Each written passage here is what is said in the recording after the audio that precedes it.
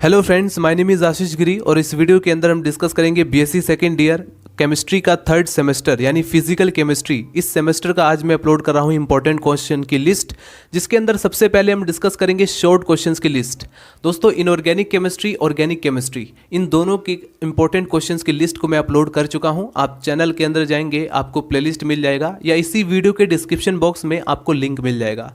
दोस्तों, इस वीडियो के अंदर जैसा कि मैंने आपको बताया फिजिकल केमिस्ट्री के इंपॉर्टेंट क्वेश्चंस की लिस्ट में अपलोड कर रहा हूं, जिसमें सबसे पहले शॉर्ट क्वेश्चंस को हम देखने वाले हैं, जो कि आपके आने वाले एग्जामिनेशन पेपर 2021 के लिए मोस्ट इंपॉर्टेंट है। अगर आप बायोलॉजी के स्टूडेंट हैं तो सबसे पहले आप ध्यान रखना, जितने भी डेफिनेशंस हैं, ये जो आप डेफिनेशन देख रहे हैं, ये मोस्ट इंपॉर्टेंट डेफिनेशन है, बार बार एग्जाम पेपर में रिपीट होने वाले डेफिनेशन है। सबसे पहले आप इसको प्रिपेयर करेंगे। उसके बाद जितने भी न्यूमेरिकल्स होते हैं जो शॉर्ट क्वेश्चंस में आपसे पूछे जाते हैं, उसको आप प्रिपेयर करेंगे।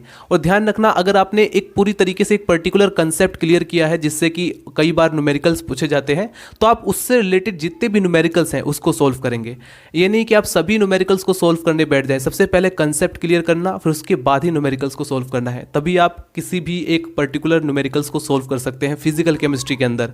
फिजिकल केमिस्ट्री का पेपर और इनऑर्गेनिक और ऑर्गेनिक, इन दोनों से हार्ड होता है एक बायोलॉजी के स्टूडेंट के लिए। ध्यान रखना, यहाँ पर आपको अच्छे से एक एक शॉर्ट क्वेश्चंस को प्रिपेयर करना है। सबसे पहले नंबर पर आता है ट्रिपल पॉइंट। ये फेज इक्विलिब्रियम से है। फेज इक्विलिब्रियम का पूरा चैप्टर मैं अपलोड कर चुका हूँ, पूरी अच्छी तरह से मैं समझा चुका हूँ। उसके अंदर जितने भी फेज इक्विलिब्रियम से रिलेटेड जितने भी पॉइंट्स आते हैं, ट्रिपल पॉइंट हो या ट्रांजिशन पॉइंट हो या फिर सल्फर सिस्टम है, वाटर सिस्टम है, सभी के सभी systems, carbon dioxide system, FeCl3, ये जो सारे सिस्टम है, ये सब मैं अपलोड कर चुका हूँ। आप जा करके देख सकते हैं चैनल के अंदर या इसी वीडियो के डिस्क्रिप्शन बॉक्स में आपको लिंक मिल जाएगा। Number first triple point, number second transition point. Transition point क्या होता है? ध्यान रखना, इसमें से एक भी शॉर्ट क्वेश्चन आपको छोड़ना नहीं है, बिल्कुल भी स्किप नहीं करना। 37 शॉर्ट क्वेश्चन है, इसको आप अच्छे से प्रिपेयर करेंगे। और इसमें से अगर 10 शॉर्ट क्वेश्चन पूछे जा रहे हैं आपके सेक्शन ए में, यानी आपके एग्जाम पैटर्न के अकॉर्डिंग, सेक्शन ए में अगर 10 शॉर्ट क्वेश्चन पूछे जा रहे हैं तो उसमें से 7 शॉर्ट क्वेश्चन इसी में से आपको मिल जाएंगे। 7 शॉर्ट क्वेश्चन इसी में से आपको मिल जाएंगे, ठीक है। और अगर कुछ नया होगा तो वो वहाँ तक आपको मिल सकता है न्यूमेरिकल्स के ज़रिए, ठीक है। 2-3 क्वेश्चंस आपको न्यूमेरिकली नए मिल सकते हैं, क्योंकि हर साल अगर आप एग्ज़ाम पैटर्न देखें तो हर साल 2 या 3 क्वेश्चंस ऐसे होते हैं जो बिल्कुल नए होते हैं। उनके लिए आपको अलग से प्रिपरेशन करना होगा अगर आप अच्छी परसेंटेज से पास होना चाहते हैं। तो चलिए स्टार्ट करते हैं। Triple point, transition point, free energy, work function क्या होता है, ये दोनों ऐसे हैं जो बार बार रिपीट होते हैं। एंट्रोपी क्या होती है, एंट्रोपी के बारे में भी मैं डिस्कस कर चुका हूँ। Third law of thermodynamics, system क्या होता है, सिस्टम, सराउंडिंग, ये सब मैं डिस्कस कर चुका हूँ। तो सिस्टम के बारे में, सराउंडिंग के बारे में, बाउंड्री के बारे में, ये सब शॉर्ट क्वेश्चन में अलग से पूछा जाता है, 1-1 या 2-2 नंबर में, ठीक है। डिपेंड करता है कि आपका एग्जाम पैटर्न कैसा है, उसके अकॉर्डिंग ये 1 नंबर में भी होता है शॉर्ट क्वेश्चन, 2 नंबर में भी होता है और कई में 2.5 नंबर का भी होता है। Heat of formation, cell constant, Ostwald dilution law most important है।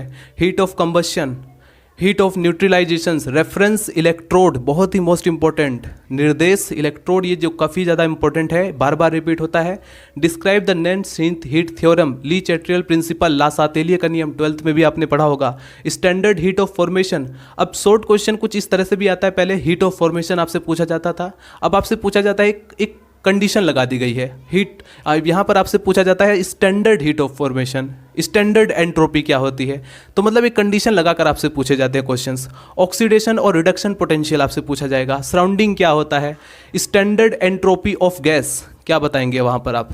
इन सभी शॉर्ट क्वेश्चंस के आपको अच्छे से प्रिपेयर करना है। सेल कांस्टेंट क्या होता है, इलेक्ट्रोफोरिक इफेक्ट क्या होता है, how many triple point are there in water system. Phase equilibrium के अंदर आप पढ़ते हैं water system, carbon dioxide system, sulphur system या फिर फेरिक क्लोराइड सिस्टम। तो इनमें पूछा जाता है कि ट्रिपल पॉइंट, जैसे फॉर एग्जांपल आपसे पूछा जा सकता है सल्फर सिस्टम में कितने ट्रिपल पॉइंट्स हैं, या वाटर सिस्टम में कितने ट्रिपल पॉइंट्स हैं, या कार्बन डाइऑक्साइड में कितने ट्रिपल पॉइंट्स हैं।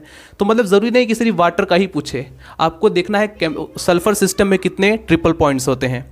नंबर यहाँ पर 23 क्वेश्चन है, explain the metastable equilibrium of water system, और इसको मैं डिस्कस कर चुका हूँ। अगर आप फेज इक्विलिब्रियम के अंदर वाटर सिस्टम अगर आप पढ़ लेंगे, जो कि मैं अपलोड भी कर चुका हूँ, तो आपको ईजिली समझ में आ जाएगा। Discuss the over voltage, define the equivalent and molar conductance क्या होता है, डिग्री ऑफ डिसोसिएशन क्या होता है, explain why aqueous solution of sodium acetate CH3COONA is alkaline. यहाँ पर आपको ये एक्सप्लेन करना है कि ये जो सोडियम एसीटेट होता है इसका सॉल्यूशन एक्वा सॉल्यूशन एल्कलाइन होता है, जबकि हम बात करें एक्वा सॉल्यूशन ऑफ NaCl ये न्यूट्रल होता है। तो इसका कारण आपको बताना होगा। 28 what do you understand by the pH value of H+ concentration. 29 question heat of neutralisation क्या होता है। 30 क्वेश्चन डिफरेंस बिटवीन इलेक्ट्रोलाइटिक और गैल्वेनिक सेल। आपसे किसी भी दो सेल के बीच डिफरेंशिएशन पूछा जा सकता है। आपसे न्यूमेरिकली पूछा जा सकता है calculate the value of N/1000 HCl and N/1000 NaOH, sodium hydroxide और HCl, इन दोनों के वैल्यू pH वैल्यू को कैलकुलेट या कंपैरिजन आपसे पूछे जा सकते हैं। व्हाट आर बफर सॉल्यूशन, इस पर लॉन्ग क्वेश्चन भी आता है, शॉर्ट क्वेश्चन भी आता है। Difference between reversible and irreversible process क्या होता है, इसके बारे में बताना होगा। 34 questions what shall be the pH of 1 × 10⁸ mole acid solution, यहाँ पर आप इसको कैलकुलेट करके बताएंगे। EMF ऑफ सेल, सेल का EMF क्या होता है। What is the pH of 10⁸ mole HCl, यहाँ पर आपको बताना होगा pH। Question number 37 right कोलरॉस law for the molar conduction of Al2SO4 का होल्थराइज्ड एल्यूमिनियम ट्राइसल्फेट। अब बताइए इसका आंसर कैसे देंगे। यहाँ पर आपको ये बताना होगा right the कोलरॉस law. Kohlrausch law की मदद से यहाँ पर आपको बताना होगा for molar conductance of Al2SO4 का होल्थराइज, या इसको आपको निकालना होगा। ये आपकी सोल्ड पेपर में भी मिल जाएगा। ये जितने भी आंसर हैं इसमें अलग अलग तरह से विद्या के नोट्स आते हैं या फिर अवतार के नोट्स आते हैं, इनमें ये सब आपको मिल जाएगा। ठीक है, तो इसको आप फटाफट नोट कीजिए। डिस्कस करते हैं लॉन्ग क्वेश्चन के बारे में। तो चलिए फ्रेंड्स, अभी आप नोट करेंगे इंपॉर्टेंट लॉन्ग क्वेश्चंस की list. Question number first what is sulphur system. दोस्तों ये जो सल्फर सिस्टम है, वाटर सिस्टम है, कार्बन डाइऑक्साइड सिस्टम है, फेरिक क्लोराइड सिस्टम है, ये आपके फेज इक्विलिब्रियम चैप्टर में आता है। और फेज इक्विलिब्रियम चैप्टर में जो सबसे ज़्यादा मोस्ट इंपॉर्टेंट है उसमें सल्फर सिस्टम, वाटर सिस्टम और फेरिक क्लोराइड सिस्टम है। रेयरली पूछा जाता है कभी कभी कार्बन डाइऑक्साइड सिस्टम। ठीक है, तो यहाँ पर आपको 3 ऐसे टॉपिक हैं, जबकि अगर आप वाटर सिस्टम को पढ़ लेते हो, सल्फर सिस्टम को पढ़ लेते हो, तो कार्बन डाइऑक्साइड सिस्टम में आपको ज़्यादा कुछ नहीं है। तो यानी कि आपको 3 ऐसे लॉन्ग क्वेश्चंस है जिसको आपको प्रिपेयर करना होगा, और उनमें से एक हर साल एग्जाम पेपर में लॉन्ग क्वेश्चन में पूछा जाता है। तो फेज इक्विलिब्रियम के अंदर आप अच्छे से इस बार सल्फर सिस्टम को प्रिपेयर करके जाएंगे, उसके डायग्राम को भी अच्छे से, जबकि मैं डिस्कस कर चुका हूँ carbon dioxide system, water system और सल्फर सिस्टम, ये तीनों टॉपिक्स मैं कवर कर चुका हूँ। इनकी वीडियोस आपको डिस्क्रिप्शन बॉक्स में लिंक आपको अलग से प्लेलिस्ट की मिल जाएगी, आप वहाँ से जाकर के इन वीडियोस को देख सकते हैं। उसके बाद question number second what is Kohlrausch law. Kohlrausch law क्या है, डिस्कस इट्स एप्लीकेशन। ये लॉन्ग क्वेश्चंस कई बार रिपीट हुआ है एग्जाम पेपर में। Question number third state and explain Hess law of constant heat summation and discuss its application. Hess law दोस्तों वो काफ़ी ज़्यादा मोस्ट इंपॉर्टेंट है और इसको भी आपको अच्छे से प्रिपेयर करना है। ये वो लॉन्ग क्वेश्चंस हैं जिसको आप बिल्कुल भी स्किप मत करना, इसको आप अच्छे से प्रिपेयर करके जाएंगे इन सभी लॉन्ग क्वेश्चंस को, और इनके नोट्स भी बनाकर जाएंगे। So what is Carnot cycle.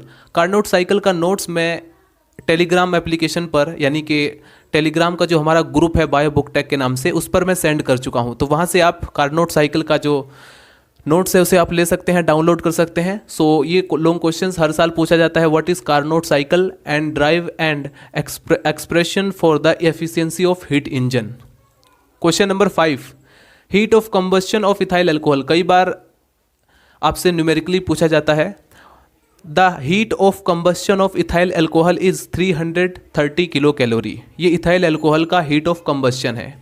If the heat of formation of carbon dioxide and H2O is respectively, यानी कार्बन डाइऑक्साइड का heat of formation 94.3 kilo calorie है और वाटर का heat of formation 68.5 kilo calorie है, तो हमें कैलकुलेट करना है heat of formation of ethyl alcohol. Ethyl alcohol का हीट ऑफ फॉर्मेशन क्या होगा। ठीक है, क्वेश्चन नंबर 6। अब देखिए यहाँ पर ये जो वैल्यू है थोड़ा चेंज करके आपसे क्वेश्चन पूछा जा सकता है। इसी तरह का क्वेश्चन, इस तरह का एक लॉन्ग क्वेश्चन आपसे डेफिनेटली पूछा जाएगा, ध्यान रखना है। यहाँ पर क्या है कि इसमें ज़्यादा कुछ नहीं है, इसको थोड़ा समझने की ज़रूरत है और कैलकुलेट करने की। मैथ्स के स्टूडेंट इसी तरह के क्वेश्चंस को अटैम्प्ट करते हैं क्योंकि टाइम भी बचता है। ठीक है, और अगर आप इस क्वेश्चन को अच्छे से सोल्व कर देते हैं तो पूरे नंबर भी मिलते हैं। तो इस तरह के क्वेश्चन से आप बिल्कुल भी बचे नहीं, इसको अच्छे से प्रिपेयर करें। Question number 6 what do you understand by specific conductance.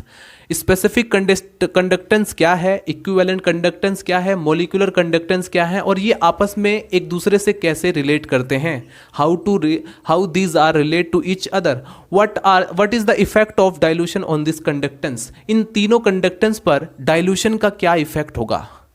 ठीक है। Question number 7, what are buffer solution, buffer solution क्या है।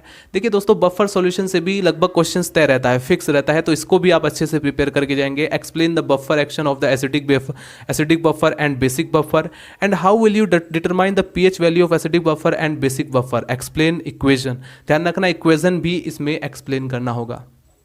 Question number 8, what are concentration cell, concentration cell पर भी लास्ट में सेक्शन डी में क्वेश्चन पूछा जाता है, कई बार रिपीट हुआ है। What are concentration cell, how many type of concentration cell are known and discuss in detail. Question number 9, discuss the phase diagram of FeCl3, जैसे कि फेरिक-क्लोराइड सिस्टम का जो डायग्राम है वो मैं ऑलरेडी बता ही चुका हूं कि आपको फेज इक्विलिब्रियम में से carbon dioxide system, water system and sulphur system और ये फेरिक-क्लोराइड सिस्टम, ये वाला आपको अच्छे से प्रिपेयर करना है। अब आप नोट करेंगे question number 10, what is salt hydrolysis, explain the hydrolysis of following in detail. दोस्तों बिल्कुल भी कंफ्यूज मत होना, ये 4 क्वेश्चंस कहाँ से आए, ये 4 क्वेश्चंस और भी ऐड किए गए हैं और टोटल 14 क्वेश्चन है। आप लोगों का क्वेश्चन होगा क्या 14 क्वेश्चन अगर हम अच्छे से प्रिपेयर कर लें तो इन्हीं में से आएगा, बिल्कुल इसी में से आएगा। और आप चाहें तो 18 क्वेश्चन भी कर सकते हैं कंप्लीट अपने सोल्ड या अनसोल्ड पेपर के अनुसार, लेकिन यहाँ पर आपको ध्यान रखना है ये 14 क्वेश्चन मोस्ट इंपॉर्टेंट है। सबसे पहले आप इसको प्रिपेयर करें, उसके बाद जो बचे हुए क्वेश्चन हैं जितना भी आप कवर कर सकते हैं एग्जामिनेशन पेपर के लिए उसको कवर करेंगे। तो क्वेश्चन नंबर 10 है, what is salt hydrolysis, salt hydrolysis क्या है, explain the hydrolysis of following in detail. 4 condition दी गई है आपको। नंबर फर्स्ट कंडीशन है salt of weak acid and strong base. Number second condition, ठीक है, यहां पर salt of weak acid and strong base. Number second है salt of weak base and strong acid. Number third condition है salt of weak acid and weak base. Number 4 condition है salt of strong acid and strong base. तो इस condition में आपको क्या करना है आप यहां पर समझेंगे। ठीक है, तो दोस्तों यहां पर आपको एक चीज और नोट करनी है, क्वेश्चन नंबर 10 तो कंप्लीट हो जाएगा, आप कर लेंगे। क्वेश्चन नंबर 11 है, व्हाट इज एंट्रोपी। इसके ऊपर मैं वीडियो बना चुका हूं, एंट्रोपी के ऊपर complete video, complete long question. So what is entropy, give its physical significance. What is the entropy change in the isothermal expansion of the ideal gas. Question number 12, state and explain Le Chatelier principle and mention its application in physical and chemical equilibrium. What is transference number, transference number क्या होता है। Give the Hittorf methods of its determination, इसको determine करने का जो हिट्रोफ ने method दिया था उसको आपको एक्सप्लेन करना होगा। Question number 14, state and modern definition of distribution law.